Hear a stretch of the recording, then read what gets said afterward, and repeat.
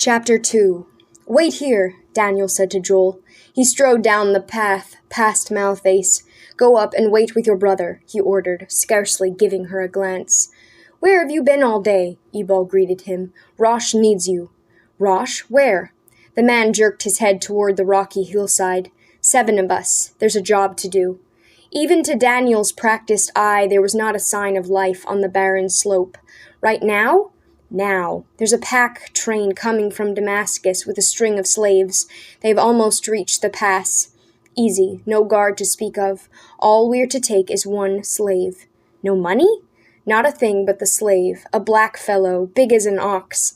Rash spotted him yesterday when they stopped at Merom. "Too good to waste on the galleys," Rash says. "Who are those 2 up there?" "A boy I used to know in the village, and his sister." "What are they doing on the mountain?" "They climbed up here, for a holiday." The man snorted. "Get rid of them. There's no time to waste." Daniel climbed back to where the 2 stood waiting. "I can't go on with you," he said, ignoring the curiosity in both their faces. "You'll be safe from here on, if you hurry." Joel didn't move. "Is that one of Rash's men?" he demanded. Daniel did not answer. "I know it is," said Joel, "and there's something going on." His eager look scanned the hillside. "Rash is somewhere near here, I'm sure of it, and I want to see him. Please, Daniel, I may never have another chance." With the certainty that Rash's eyes were on them even at this moment, Daniel dared not delay. "No," he almost shouted. "Forget Rash and get down the road as fast as you can." He was astonished at the anger that flashed in Joel's eyes. "Who are you to order me around?" "Do what I tell you," Daniel insisted. "There's going to be trouble any minute now." Excitement flared in Joel's face. "Romans?" "No, you fool, not Romans." The boy's jaw had a stubborn set. "You don't own this mountain, and neither does Rash. I'll go where I please." 2 pairs of eyes stared hotly at each other. "What about your sister?" Daniel asked, and watched the defiance blank out of the boy's face. "Too bad," he thought briefly. "He's the kind we need." There was a sound of running feet. A boy about 12, thin as a scarecrow, came racing up the road, face crimson, eyes bugging. "Coming!" he stammered. "They've passed the dead oak tree." He scrambled up the steep bank of rock and vanished like a lizard into one of the jagged crevices. Distinctly now, Daniel heard the first sounds of an approaching caravan, the groaning protest of camels, the bump of heavy loads against the rocky sides of the pass. An occasional muttered order. "Too late," he warned. "Get up that bank, both of you, and out of sight." Joel whirled on his sister in sudden fear. "Face, you heard him. Get up there, quick, as far as you can." The girl lingered maddeningly. "Joel, what?" "Hurry, Face. I'll explain later." Then, with a snort of despair, Joel grasped her hand, jerked her toward the bank, and gave her a push. "Up there," he repeated. "Lie flat and keep your head down, and don't make a sound, no matter what happens." Daniel watched with approval. Once he had caught on, the boy had acted fast. The girl, too. She had gone up those rocks like a mountain goat. Then he saw that Joel had turned and was coming back. "I'm staying with you," the boy said. There was no time to argue. Daniel grasped him by the arm and dragged him up the opposite bank. As they crouched behind a boulder, Ebal loomed beside them. "He's all right," Daniel spoke quickly. "I vouch for him." "One sound from him," the man made one swift gesture. "He won't," said Daniel. "See to it then. Now mark this. Wait for the signal. The one in the yellow and purple is yours. No sport about it, Rash says. No killing." He was gone as though he had melted into the rocky bank. In the still air, Joel's breathing was loud. The boy's eyes, fixed on Daniel's face, were feverish. Daniel felt his own heart begin to pound. This was Rash for you, he wanted to say. You could never be sure what would happen next. Days on end with no excitement, and then all of a sudden Rash would see something he needed or wanted, and like a hawk he would pounce. Daniel began to feel the crawling in his stomach, half fear and half pleasure. Only recently had he been allowed a part. He wasn't used to it yet, especially the waiting. Joel nudged him. "What do we do?" he whispered. "I'll do it," Daniel answered. "You stay here." Joel's eyes sparkled. His young face was taut, his hands clenched so that the knuckles knobbed out. Daniel saw that he had no intention of staying there, and an elation he had never felt before leaped up in him. Suddenly he grinned back at Joel, and in that instant they heard a sound just below them. Close together they edged their foreheads around the rock. The first of the train came in view, a burly guard armed with a heavy staff, and behind that a second guard with a sword at his side, both walking silently, glancing uneasily at the rocky banks. They knew they were approaching a bad spot on the trade route, lonely, narrow, and treacherous. Above them the boys waited, holding their breaths, as the rest of the caravan wound slowly into sight. It was not much to brag about. 4 mangy camels lurching grudgingly up the steep path, their burdens swaying. A string of underfed mules, 1 litter with dingy curtains, 4 ordinary tradesmen. With disgust, Daniel marked the one in purple and yellow headdress. The man was fat and out of breath, and looked scared to death already. How long would it be before Rash would give him a full-sized job to do? Behind the tradesmen plodded the slaves, first the men and then a drab cluster of women herded close together, urged on by the flicking whips of 2 more guards in the rear, no question of which one Rash wanted. Over the whole party towered one murderous-looking slave, with lash-ridged shoulders and an ugly scar. What would Rash want with such a brute? Daniel wondered. Still, it ought to be easy, only 8 men to account for. He caught Joel's eye and grinned again, and then both of them jumped to the shrill whistle. Instantly the hillside erupted. Out of the corner of his eye, even as he moved, Daniel saw Rash, always 1 jump ahead, hurl himself at the first guard. Accurate as hawks, other figures dropped to their chosen targets. It was too easy. The man in the striped headdress was fumbling for his dagger when Daniel caught his arm, twisted it back, and seizing the weapon from the fat, unresisting fingers, poked it against the roll of fat that covered the man's ribs. He stared down into the pudgy face as the moist eyes blinking with terror, the cheeks gray with sweat, the fat lips trembling, and he felt cheated. There was no sport in a match like this, but he had his orders, and he held the knife steady. Around him there was a brief, efficient struggle, a few blows, some wailing shouts, the scream of a camel, all muffled in a spurt of choking dust. Then silence, and the familiar hoarse bark of Rash giving orders. The skirmish was over. He drew back his dagger to let go of the man's arm and stood back. Slowly the caravan pulled itself together and moved on. Grateful to escape with the loss of 1 slave, the tradesmen knew better than to argue. When they had straggled out of sight, Daniel took quick stock. One of Rash's men lay on the path, his legs thrashing, another mopped blood from his arm. No one else appeared to even be winded. Joel stood rubbing his shoulder. "Is that all there is to it?" he demanded. Daniel strode across the path and pulled the cloak down from Joel's shoulder, revealing a bruise already darkening and swelling. "Who gave you that?" he demanded. Joel reddened. "I meant to get the other arm of your man," he said, "but his plagued mule—" Daniel choked back a roar of laughter. "At any rate, we got the slave," Joel added, looking ridiculously pleased with himself. The cause of the fracas stood motionless in the middle of the path, a giant of a man, naked except for a filthy loincloth, his black skin mottled with purplish bruises and patches of mud. Daniel, with an ironsmith's eye, noted that the bands binding wrists and ankles were of double weight. The slave stood like a beast of stone, unaware that they had gone to this trouble to free him, indifferent that he had exchanged one master for another. Once again, Daniel doubted Rash's choice. There was power there, all right. Those huge arms could crack the ribs of a man as easily as a child could snap a twig. But the broad face with the livid scar showed no sign of intelligence, only an animal wariness that would mark the time to strike. Then Daniel saw Rash coming toward them. Rash had a squat, thick body with a short, muscular neck, and a grizzled head which seemed to thrust forward directly from the powerful shoulders. Now, under the bristling eyebrows, his small black eyes glittered at Joel, not with surprise, because Rash never allowed himself to be surprised, but with a hostility that made Daniel step forward and speak first. "We've got a new recruit, Rash," he said. Heavy legs braced, Rash measured the newcomer. "Speak up, boy," he barked. "Who are you?" Rash was used to seeing men cringe. Joel did not cringe, and though he was speechless, the pure hero worship that shone from his eyes must have melted even Rash's suspicion. "Joel Bar Hezron, sir," he managed finally. "Your father know you're here?" "No, sir." "In trouble in the town, are you?" "Oh, no." "Then what do you want with me?"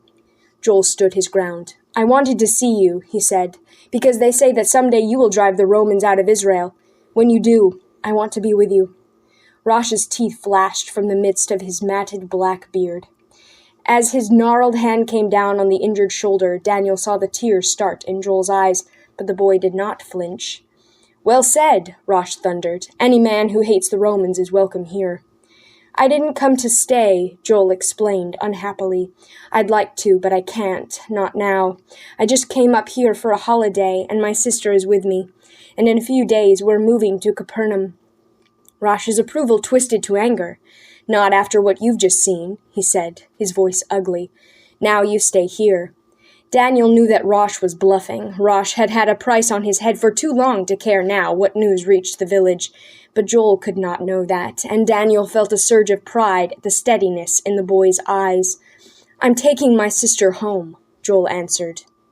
"But if you mean I'd talk, you're wrong. If keeping silent is all I can do for now, then you can count on that." Rash studied the boy. "You're certain you want to work for me?" "I'm certain." "You think you know how to keep your eyes open and your mouth shut?" "Yes." "Then go along to Capernaum. There's time enough. When your turn comes, you'll hear from me." Rash turned away. The matter settled. Suddenly, without warning, Daniel was shaken by a flood of jealousy. Not a word, not a look at him who had captured the merchant and held him while they took the slave.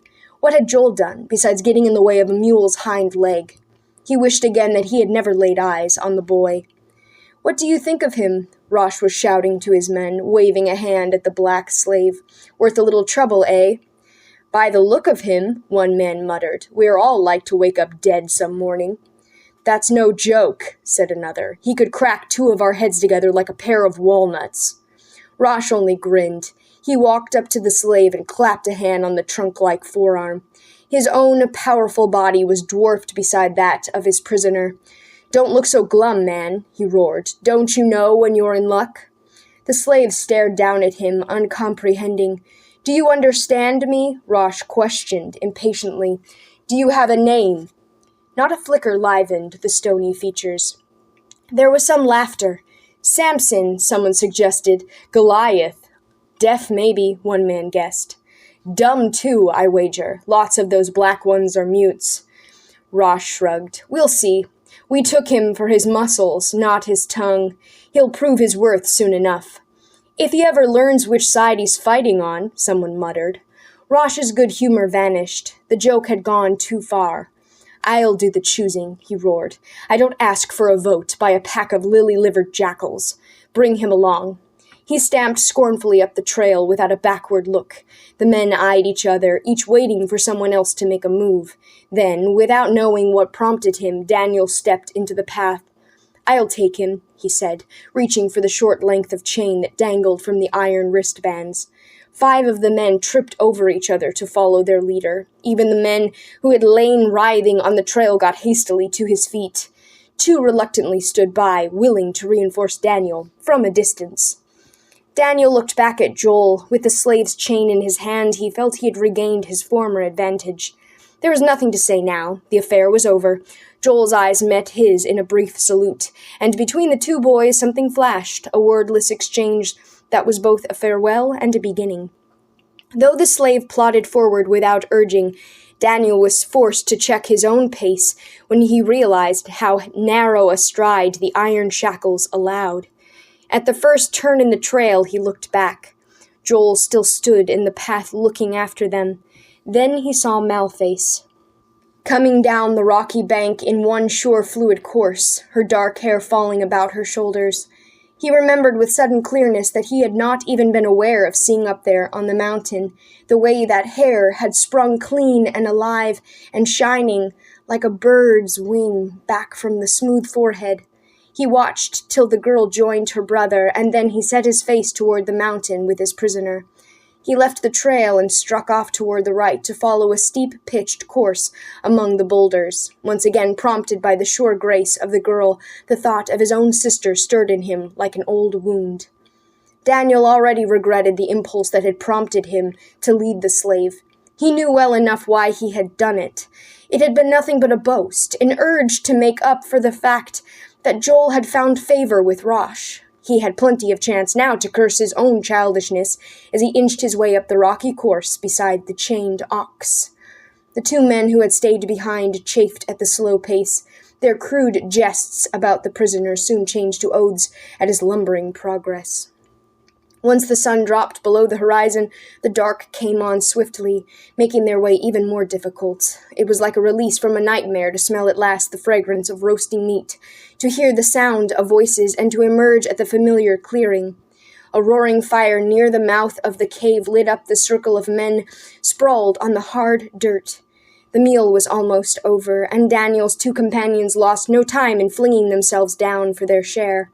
No one paid the slightest attention to the slave for whom they had a few hours earlier risked their necks. Daniel stood uncertainly, the chain in his hand. Rash waved a greasy mutton bone in his direction. "See that Samson gets his big belly full," he shouted. "After tonight he works for it like the rest of us." A roar of laughter applauded him, but no one moved to carry out his command. Daniel perceived that, in his absence, the matter had been settled. Samson they had christened the slave, and Samson he would remain, no matter what his proper name might be. And Daniel had only himself to thank that he had been promoted to Samson's keeper.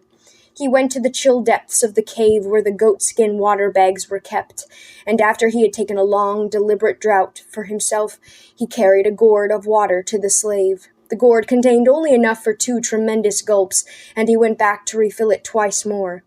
Then he brought a huge slab of mutton. The black man snatched it from his hands and sank his teeth into it with a ferocity that turned the boy's stomach. He tore off 2 chunks of barley bread and laid them down within the slave's reach. Then he went to the other side of the fire and sat down apart from the others. He had lost interest in his own supper. Rash did not let him rest for long. "What are you waiting for?" the leader prodded him. "Get your file to those chains." "Tonight?" Daniel was startled. Around the fire the sprawling figures reared up in protest. "Leave the shackles on him." "He won't know the difference." "He'll know right enough, and so will we when we get our heads smashed in." "Shut your mouths," roared Rash. "What kind of patriots are you? We'll have no slaves on this mountain. He's one of us. Get that through your heads." "I'll double the watch so you pigeon-hearted can sleep, but the man sleeps free." With a sigh, Daniel got to his feet. This job would have fallen to him anyway, since he was trained to the trade of blacksmith. It was not the first time he had removed manacles. 2 of the men who now sat near the fire had made their escape from Roman mines. He went now to get the chisel and mallet and a heavy file. The slave crouched in a sort of stupor after his meal. When Daniel signed to him to stretch out his arms, he blinked stupidly. Gradually he seemed to comprehend what was required of him. He shifted his heavy frame and allowed Daniel to stretch the manacled wrists across a flat surface of rock. Then Daniel bent himself to the task that he knew would take half the night. Rash stumbled to the pile of skins in the cave.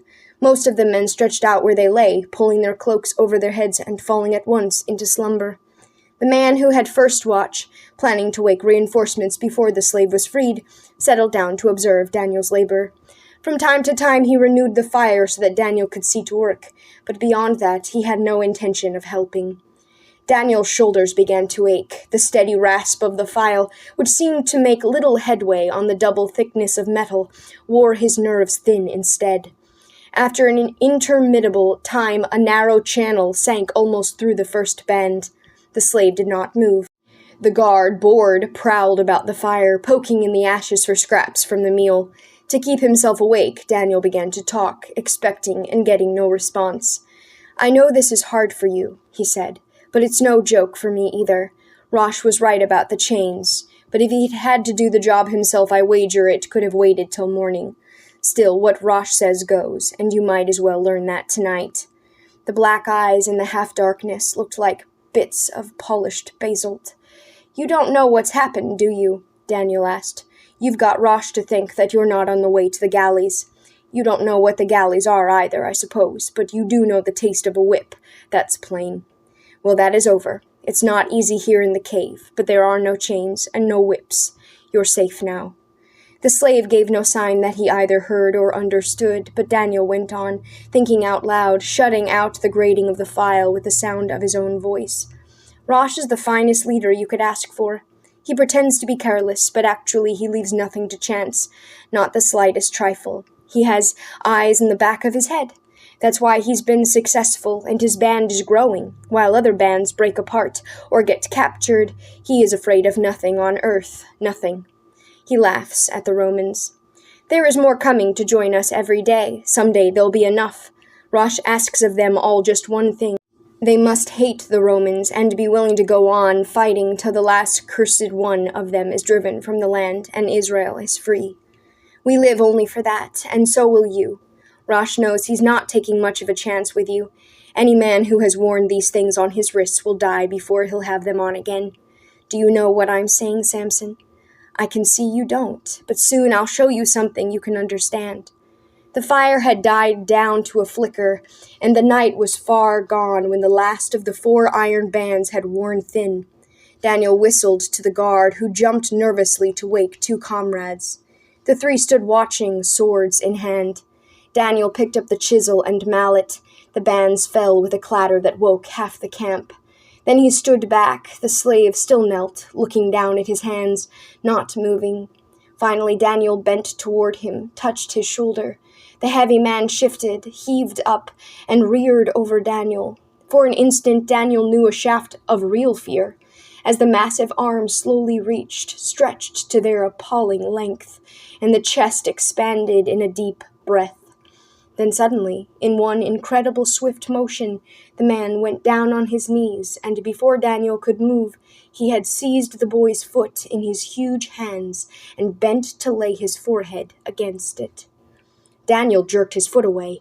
"Get up," he snapped. "It is Rash who freed you." When the slave did not move, he turned and walked away.